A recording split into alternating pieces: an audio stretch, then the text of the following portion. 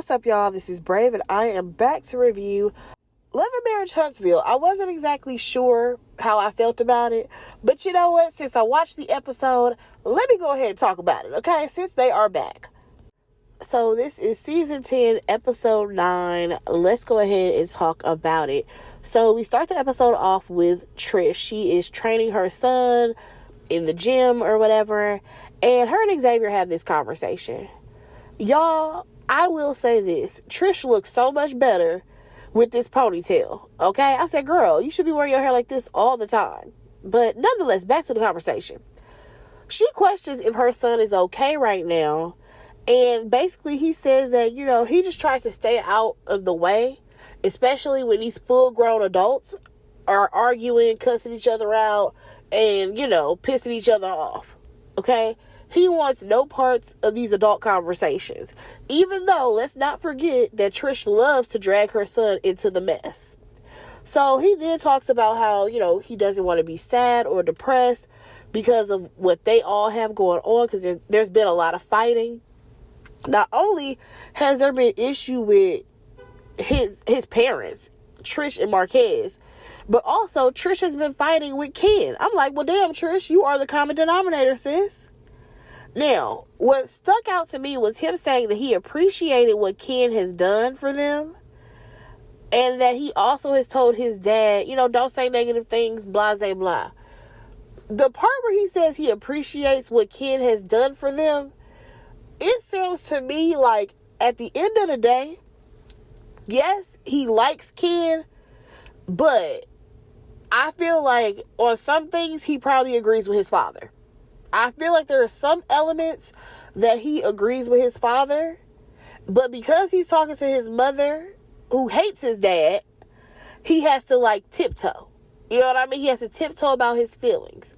And I just really feel like Trish plays such a big part in why all of this is a hot mess.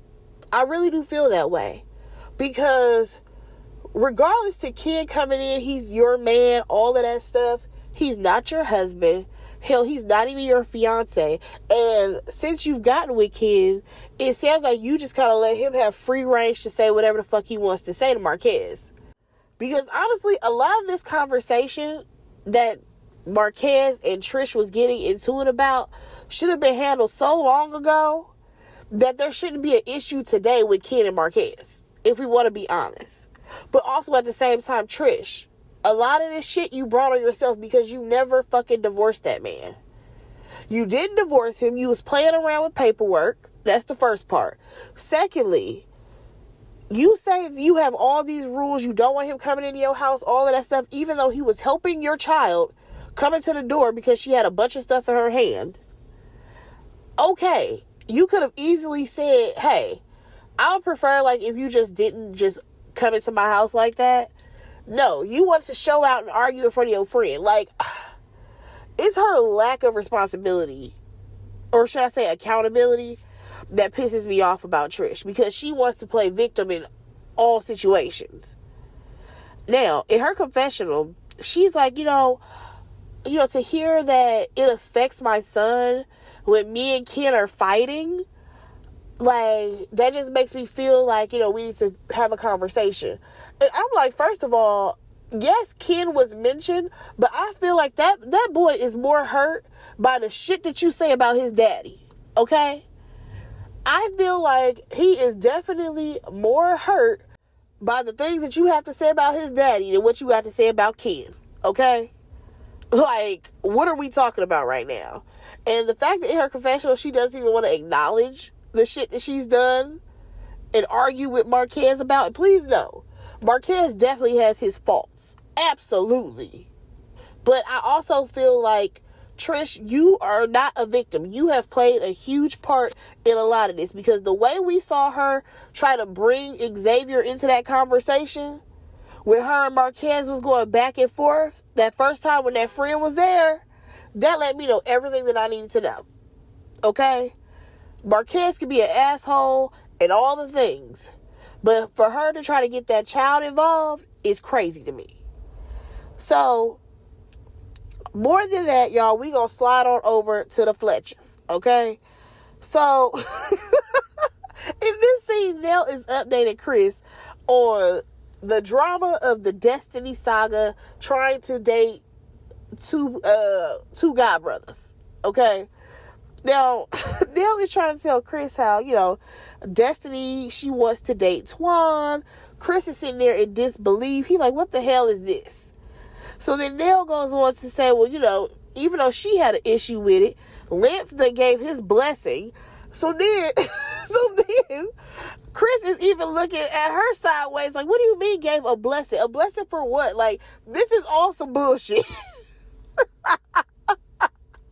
And I'm like, Chris, I'm with you. I am with you. This all sounds so foolish, especially once we get to that conversation between Twan and Destiny. Because I said, oh, here we go with the bullshit.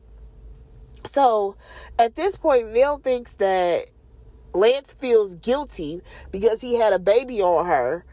And honestly, I feel like he absolutely could have some guilt on that. Because, you say that you're interested in this lady, but at the same time, you still hunching on somebody. Okay? And look at that. A baby came out. Okay? So she then talks about how, she met up with Destiny, and Destiny felt away because Nell supposedly knew that Lance was having this baby. And the thing is that she got the information from Tisha. Here's my thing. Destiny, it doesn't matter if she knew or not. It's not her job to tell you that her son is having a baby. That is a grown-ass man. He should be telling you that he's having a baby. Okay? That's not her fault. Also, at the same time, she has loyalty to her son, not to you. You ain't his fiance. You ain't his wife. Hell, you wasn't even his girlfriend. She has no loyalty to you. Y'all are friends and barely that. Y'all are really associates. Like, I don't understand what you wanted Nell to do. Like, that is not her responsibility to tell you that her child is having a baby. Like, what are we talking about right now? But moving on. Y'all, we get this conversation between Destiny and Twan, okay? Now, Destiny says that this whole little meetup is just for business purposes, right? She talking about how she need a bodyguard. Girl, who's guarding your body for what? Like, be so for real. But Donnie ain't that popping. Hell, it ain't popping. And you're not even, like, top tier on this show, baby. What do you need a bodyguard for? So then she mentions to Twan about this whole googly eyes thing and how, according to Trish, she is the one who told Destiny that Twan was interested. So this is hearsay. You don't even know if this man really want to go out on a date with you, but Trish supposedly told you that he was interested. Yet he don't even seem like he had a conversation with Trish. So you mean to tell me that this man has not approached you, has not told you, Destiny, hey, I'm really feeling you. Can we go out? I know I'm your bodyguard for tonight. Maybe we should go get drinks somewhere. None of those things happen. But Destiny, you decided to run around the city and tell everybody who would listen that Twan is interested in you and he trying to date you. I'm just trying to understand, why the hell did you go have a conversation with Lance before Twan even spoke to him? Because your conversation with Lance happened before Twan even told his brother-in-law that, or not brother-in-law, sorry, his god brother, that he was interested in you. Like, I'm trying to understand, how does that make sense? I can understand if Twan approached her, y'all, and was like, oh yeah, I'm really feeling Destiny. Maybe we should go out. And then she said, well, you know what? I did deal with your god brother, so let me have a conversation with him. But baby, that's not what happened here. Destiny and her fucking delusions, I cannot. Every time we get Destiny on this screen and it got something to do with a man, it's always some bullshit. Like, she is one person who is always going to put 20 on 10. And I don't understand why. So he just says that he don't even remember talking to Trish, y'all. That is a key point for me. He don't even remember talking to Trish, yet Trish is the person who said that he was interested. This sounds crazy. So she kind of threw a little dig at Lance about not knowing about him having that damn baby, right? And Twan, he's like, oh yeah, I talked to Lance as well. But here's the thing, there wouldn't have been a conversation between Lance and Twan had Lance not mentioned it to Twan. Like, oh yeah, Destiny told me that you was interested in her. Y'all, this is some bullshit. I'm sorry, but like, this whole situation makes absolutely no sense to me. Okay? So then he ends up questioning if she talked to Nell. And what's interesting is that he called her his mama. He's like, oh, you talked to my mama yet? I said, yo, oh, okay, it is your godmother, but like, sounds like y'all are very, very close. Okay? And she's like, yeah, I talked to her. And, you know, he mentions that Nell asked if they slept together. And Destiny is, you know, she kind of offended. She's like, you know, Nell need to worry about herself. She don't need to be worried about what I've been doing. Here's the thing. As much as we don't want to say that it is a valid question, baby, it is a valid question. Because if you and Lance was just talking, you know what I mean? Okay, fine. Y'all talking. Y'all didn't really take steps too far. Once people start mixing body fluids, okay, and you hunching on this one and hunching on that one, things become way more messy than what they need to be, okay? Destiny, again, she tells this man how she's trying to date around. It's the same thing that she told Lance. And I'm just like, well, girl, dating around, let's see where it gets you. Let's see where this gets you, girl. I'm sorry, y'all. I just don't see it for Destiny, because this is all some bullshit. Moving on from there, another person I don't see it for is Trish, and now she got to talk to Ken. Now, Ken feels like, you know, the issues that they have, they just kind of linger around, and there's never any progress. And I'm just like, okay, so is this just about issues or the fact that she still hasn't gotten that goddamn divorce? Because according to him, it's been, 3 years since they've been together? And honestly, the only reason why there has been progress of Trish getting a divorce is because of this show. Because I feel like if this show was not around, she would not be trying to get no divorce. She wouldn't be. Okay? So besides that, he feels like there are things that are out of his control, and he don't like to not have control of his own life. Again, I feel like this is a reflection of him not being able to marry her because she's still married to somebody else. Now, she questions if he even wants to still be there. And he said that he wanted to leave. I said, no. Don't say past tense, sir. It sounds like you want to leave, but now you so far invested, it's kind of like, damn, do I just throw it away? Yeah, nigga, throw it away. Because this makes absolutely no sense. He then goes on to say that he feels mistreated and nobody questions how he feels and what he got going on. And when Trish is mad, it affects how Ken is treated by everybody. I said, okay, cool. Now, according to him, you know, that sounds like the kids kind of give him a side eye because they mama giving him the side eye. And I'm like, well, baby, what you thought was going to happen? Those are her kids, not yours. So absolutely, her kids are always going to be on her side. Because at the end of the day, if things go left between you and they mama, they going with their mama. They not sticking around with you. Even though you love to play daddy to every child that you meet. Like, what was that about, kid? Whose side did you think they was going to be on? Even if their mama could be dead ass wrong, they still got to be on her side. You know what I'm saying? Now, she swears that she don't always have an attitude. Sometimes she just don't want to talk. And he's like, okay, but it's not just that you don't be wanting to talk. Sometimes you don't cook food. And it's like a whole thing. I'm like, Ken, I just want to shake him and be like, get out of here. Get out of this lady's house. Or I don't know if they done moved into your house or not. But please, just leave Trish alone because none of this shit is worth it. Now, according to Trish, you know, the energy changes in the house. And he's like, no, it's because you're the one who's changing it. Honestly, y'all, I feel like Trish needs to focus on herself. Ken was a rebound that lasted too long. That's what it sounds like to me. Ken was definitely a rebound that has lasted too long. This was just supposed to be a fling, something fun to do that was the polar opposite of Marquez.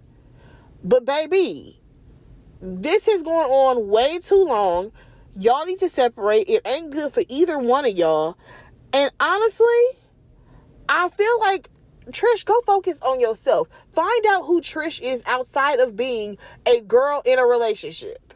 Well, should I say a woman in a relationship? Because her and Marquez dated since they were in high school, y'all. High school sweethearts. And then she jumped from that relationship to Ken. Who is Trish outside of being with a man? Let's find her first, and then maybe we can navigate where else you trying to go in life. Okay? So, Ken says that, she needs to seek some type of help. She needs to get some therapy. And he feels like she needs to go ahead and put in some effort. Right? Now, moving on, we jump back over to the Fletchers. Baby, it's only been the Fletchers and Trish happening this episode. Okay? We have her son, what's his name, Lance. He comes to see Neil or whatever. He trying to do some work at the daycare. And unfortunately, y'all, here comes Martell. I said, what the hell are you doing here? Why are you here? And why does Neil have that shield on? Why does she have that shield on her face as if she was about to do some work, or as if she about to do a COVID test on somebody? What is going on? And basically, he lets them know that, Ariana and her kids are moving into his property. Sir, how many times are you going to tell us this? I feel like you have shouted it to the mountaintops and told everybody that Ariana is about to move into your property. We know. Sir, we know. So then, according to Martell, him and Marceau, they had a conversation. They're not going to talk about each other moving forward. Baby, we'll see how long this lasts. Because y'all have this conversation back and forth every season, practically. Okay? Y'all don't even like each other. Now, I guess at some point, he feels like, if Letitia and Ariana have a conversation and maybe they can get over their hurdle. I'm like, are y'all going to bring Ariana on the show? Yes or no? Like, can we just have her on already? I don't like this girl. I don't know much about her. But the way we keep talking about Ariana is annoying. Okay? Moving on, because they want to have a game night. So I guess that's going to happen on the next episode. We have brought Dr. Francis back, though. I said, oh my gosh, can we find another therapist? Like, he cool, but I feel like the people go in there and talk to him, they play in his face. Because Trish went in there playing in his face. Same thing as Martell, went in there and played in his face. So, she talks about how, she struggles with anger and how, her dad passed away and he really impacted her life. But this is what got interesting. She says that her dad was her best friend, but also feels like he didn't live by the things that he told them to do. It was definitely do as I say, not as I do. And I'm like, well, in what capacity, baby? I need to know what's going on. Because to me, it sounds like you loved your dad your whole life growing up, but then at the funeral, you found out he had a second family or something. Like, what's going on here? Because what did he tell you to do that he did not live by? I'm just curious. This is a very vague conversation. So then she goes on to talk about how she handles her anger at the gym. And Dr. Francis is like, yeah, but that's not really going to work, girl. You really need to work out these issues, right?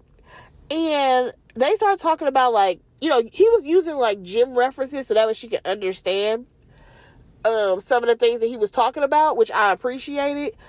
But according to her, she says that, Dr. Francis told her something about needing like a squatter or somebody to like help support her. And she's like, yeah, I was supposed to have one, but that didn't work out. Baby, I thought she was talking about Ken, but no, she went back to talk about Marquez. And how Marquez wasn't what he was supposed to be. So Dr. Francis suggested that she learns to lean on other people and let them help her. No offense, but that shit don't apply here, baby. This is what I mean by you're playing in this man's face. No, tell him, no, I have a support system, but I can't let go of the hurt from my last relationship. That's what we need to be talking about here. Because technically, Ken has supported her. Ken is doing all the things that he's supposed to do. The issue here is that Trish needs to go find her damn self. That's what we need to happen. And y'all, every time I see a therapy session on TV, I get irritated. Because the one thing about therapy that I just find to be interesting that nobody talks about is that it's one-sided. Therapy is very one-sided in a sense that people go in there and they tell their version of a story, but when you look at the grand picture, that was never fucking true. And what I mean by that is, y'all remember when Martell went into that damn therapy session saying how his wife neglected him? She did all these horrible things. And that was just a reason for him to say that he went out and cheated. You get what I'm saying? To where it's like, you had Dr. Francis thinking that Melody was this horrible, fucked up person. When, baby, you were the problem. You chose to cheat. You know what I'm saying? Like, y'all get what I'm trying to say? It's like people, they want to play the victim so bad. And then you have a therapist who's trying to do their job. They're trying to give you advice. But you definitely are skipping over major points so that way they can give you the proper advice. It's so frustrating. But y'all, that was pretty much the episode. Let me know what y'all thought about it. Go ahead and like, comment, and subscribe to my channel. And I will talk to y'all in my next review. Bye, guys.